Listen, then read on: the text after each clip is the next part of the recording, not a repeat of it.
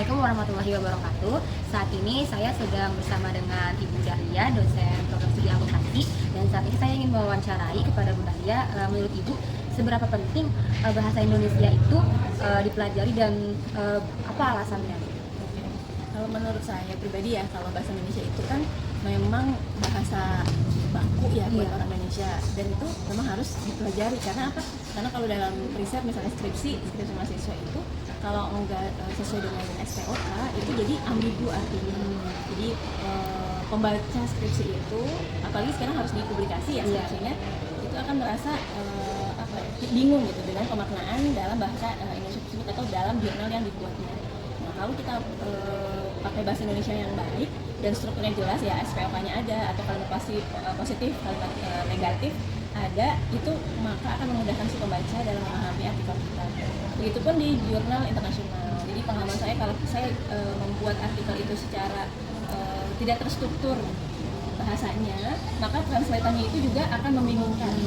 Sehingga memang dibutuhkan pelajaran bahasa Indonesia itu sangat dibutuhkan sekali dalam membuat artikel ilmiah, dan juga keseharian juga sebenarnya harusnya pakai bahasa Indonesia yang baik, karena komunikasi dengan dosen kadang-kadang tuh pakai bahasanya bahasa yang sehari-hari ya, santai, jadi tidak resmi, dan dosennya mungkin ada yang berpendapat negatif juga kan, seperti itu. Menurut saya sangat penting ya Kak, peran bahasa Indonesia dalam dunia akuntansi. Baik Ibu, terima kasih atas waktunya sudah menyempatkan mau diwawancarai oleh saya. Mungkin cukup sekian wawancara untuk tugas bahasa Indonesia kali ini. Kurang lebihnya mohon maaf. Wassalamualaikum warahmatullahi wabarakatuh. Warahmatullahi wabarakatuh. Perkenalkan, nama saya Rizka Domilia dengan NIM 230302001076. Saya Hafidah Nabila Hansyari dengan NIM 230302000094. Di sini kami berdua ingin mewawancarai dosen akuntansi mengenai seberapa penting bahasa Indonesia dan juga alasannya itu mengapa. Nah, di sini saat ini kami sudah bersama dengan Pak Budi. Boleh perkenalkan diri Pak? Baik, salam kenal, nama saya Paul Fischer, dosen prodi akuntansi Universitas Muhammadiyah Jakarta. Terima kasih. Sebelumnya terima kasih atas sudah menyempatkan waktunya untuk kami wawancara. Baik. Jadi kita bertanya ya Pak, menurut Pak Budi, seberapa penting bahasa Indonesia itu, lalu kenapa bisa dikatakan penting? Oke. Bahasa Indonesia ini dalam makna pentingnya kan mungkin saya baca konteksnya dulu ya. Jadi ada kondisi pergaulan biasa, gitu kan. Kemudian ada kondisi pergaulan formal. Pergaulan formal ini pun mungkin kita bisa bagi dua juga, terutama dalam ini ya, dalam relevansi dengan mahasiswa ya. Ada kondisi di kampus, misalnya dalam hal penulisan akademik, dan nanti ketika kalian bekerja dalam hal komunikasi bisnis. Nah, kalau kita bicara dalam makna komunikasi bisnis, pasti sangat penting sekali, terutama bahasa Indonesia yang penulisan baku atau formal, gitu ya. Dalam kegiatan akademik, ya dosen menilai sebenarnya bagaimana kalian berbahasa Indonesia ketika misalnya dilatih masuk ujian, kemudian apalagi yang di dalam presentasi. Tapi yang paling kelihatan itu nanti ketika pekerjaan skripsi. Jadi ya mahasiswa kalau nggak bisa bahasa Indonesia yang baik itu ketika menulis skripsi dosennya pasti bingung, ya titik koma yang nggak tepat, gitu ya, spasi yang nggak jelas, ini harusnya spasi atau enggak, gitu ya. Kemudian kadang pemilihan kata tangannya di sana, gitu kan. Jadi kalau ditanya pentingnya, ya bahasa Indonesia itu penting dalam aspek-aspek seperti itu. Cuma sayangnya tantangannya juga kalau dalam hal bahasa Indonesia ini adalah di dunia kerja itu yang penting ya cuma bahasa Indonesia. Gitu. Kalau misalnya kalian bekerja di perusahaan yang internasional, perusahaan yang besar, ya sama dulu saya juga bekerja di organisasi pemerintah tapi nggak pure dalam artian aparatur sipil ya. Itu komunikasi itu justru lebih banyak pakai bahasa Inggris, karena kita atau kami dulu bekerja dengan rekan-rekan dari luar negeri, misalnya dari Singapura, dari Australia, dari Inggris juga gitu ya, sehingga banyak kan pakai bahasa Indonesia dibandingkan pakai bahasa Indonesia. Tapi tetap begitu harus bikin laporan ke pemerintah atau bikin laporan ke DPR gitu ya, gitu. Ya pada akhirnya tetap laporan itu dalam bahasa Indonesia lagi gitu kan. Jadi ya memang waktu kerja nanti mungkin nggak ditanyain bahasa Indonesia ya, karena ditanya malah TOEFL gitu kan, semuanya berapa gitu kan. Ya mau lulus juga ditanya TOEFL juga gitu kan. Tapi yang nilai bahasa Indonesia juga keterampilan itu kan kelihatan mungkin di ijazah ya. Jadi ya bahasa Indonesia tetap penting walaupun bisa jadi kita mungkin kerja nanti dengan orang asing ya. Jadi mungkin itu dari saya. Mungkin kalau menurut Bapak terkait mahasiswa di sini dalam penggunaan bahasa Indonesia sehari-hari itu? Ya dalam penggunaan bahasa Indonesia kalau ini karena di Jakarta ya, ya baik dari aksen kemudian dari pilihan kata ya masih inilah ya, mungkin agak campur dengan aksennya lokal ya. Ya, apalagi Jakarta ini tempatnya segala orang Indonesia. Jadi dia kalau ngomong kan mungkin masih kedengaran tuh aksen orang Minangnya gitu kan. Tapi kalau dari sisi penulisan ini akan mulai kelihatan ketika sudah mulai banyak tugas-tugas penulisan dari dosen gitu ya. Nah di situ kelihatan mahasiswa itu masih perlu belajar bahasa Indonesia yang lebih tekun gitu ya. Jadi supaya bisa dalam mengungkapkan gagasan itu rapi, ya rapi dalam mengungkapkan gagasan gitu kan. Kemudian penggunaan tanda baca itu yang agak menantang juga buat dosen ketika baca gitu kan. Nah, kalau sudah bicara mengenai apa ya pilihan diksi kan mungkin gaya komunikasi masing-masing ya. Tapi kalau misalnya kita bicara mengenai struktur kalimat, nah itu kayaknya harus. Jadi dari perhatian saya terhadap mahasiswa selama misalnya saya ada tugas makalah atau tugas presentasi gitu ya, ya memang mahasiswa kayaknya masih harus melatih kemampuan berbahasa Indonesia ya. Walaupun yang ditanyakan nanti malah TOEFL-nya bukan bahasa Indonesia. Tapi ya memang rasanya nanti ketika kalian bimbingan dosen bisa jadi mencoret-coret skripsi itu bukan karena kontennya nggak benar ya, tapi karena nggak jelas karena begitu dibaca ini maksudnya apa. Tidak sampai gagasan itu karena ketika kita menulis ternyata tulisan kita itu tidak dalam apa yang makna bahasa Indonesia yang baik dan benar gitu. Ya, jadi itu. Ya mungkin pertanyaannya sudah cukup gitu ya. Terima kasih banyak Bapak sudah menyempatkan waktunya untuk diwawancarai. Mungkin Assalamualaikum warahmatullahi wabarakatuh. Ya, silakan. Jadi Assalamualaikum warahmatullahi wabarakatuh. Kami izin untuk mewawancarai Pak Nufon. Saya Hafizah Nabila Ansyari dan saya ya. Di sini kami mendapatkan tugas dari mata kuliah bahasa Indonesia, tugasnya di UPS dan tugasnya itu mewawancarai, yaitu menurut Pak Gerton sendiri gitu. Apakah bahasa Indonesia itu sangat penting dipelajari untuk lingkungan program studi akuntansi ini, karena kami kan berfokus pada hitung-hitungan, pada perusahaan gitu ya. Kenapa bahasa Indonesia ini sampai ada di mata kuliah kan pada program studi akuntansi? Saya boleh nanya juga nggak? Iya. Kenapa memilih saya sebagai informan? Oke. Izin jawab Pak. Jadi sebenarnya kita ini beda kelas, tapi karena kita sama-sama remit dan tugasnya sama. Iya. Nah terus Remit? iya. Lalu kemudian di kelasnya saya hanya 2 orang yang remit.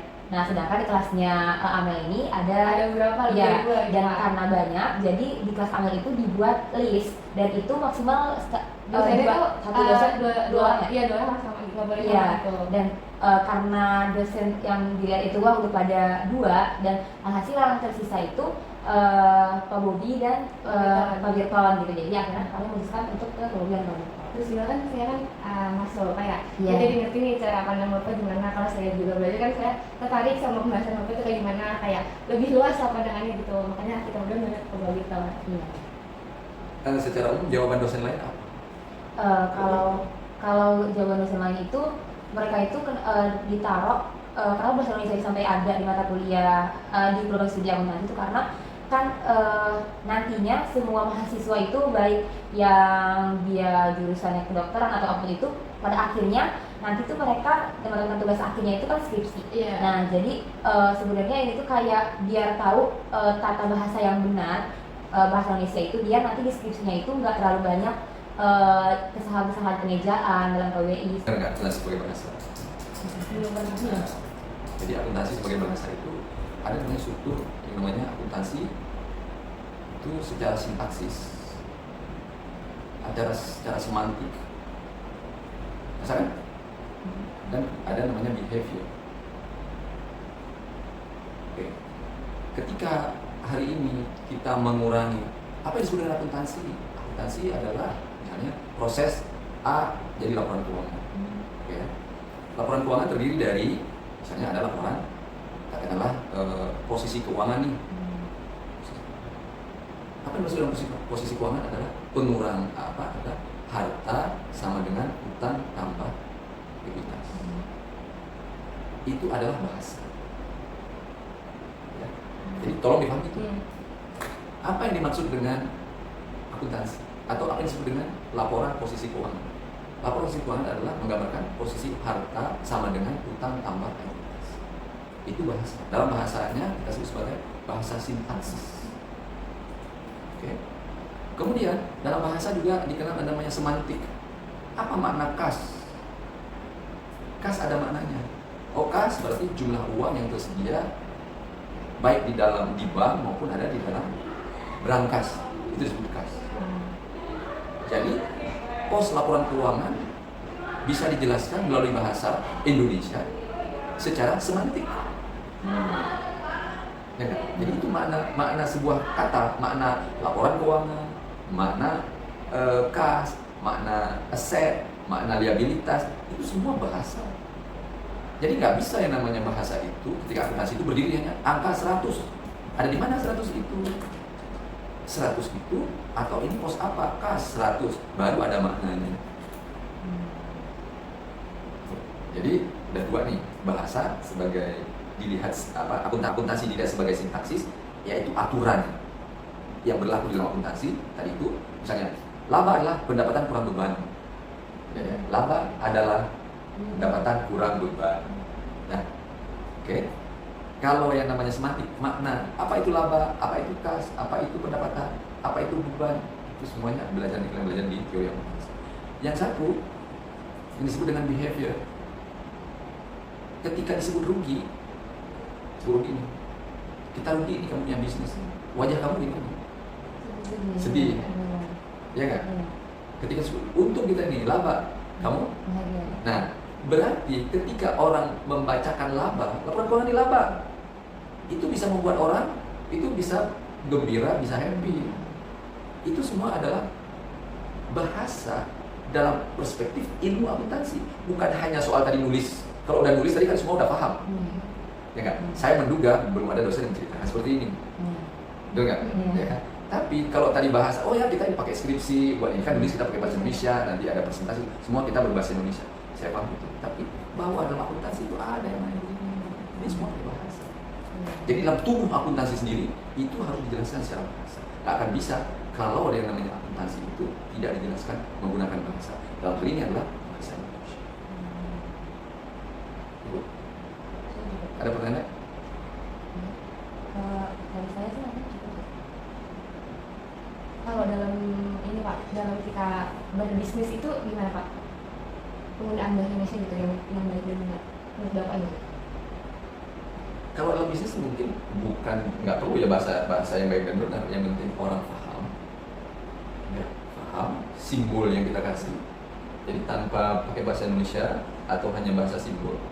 Jadi nanti kalau kalian baca di Minang itu ada namanya orang itu bertransaksi itu di bawah apa? Nanti setelah kita tutup ini itu bertransaksi di bawah tangan, jadi nggak kelihatan di dalam sarung gitu. Dia pakai begini, udah terjadi transaksi, udah sapi yang mana, kemudian harganya berapa, sudah tahu.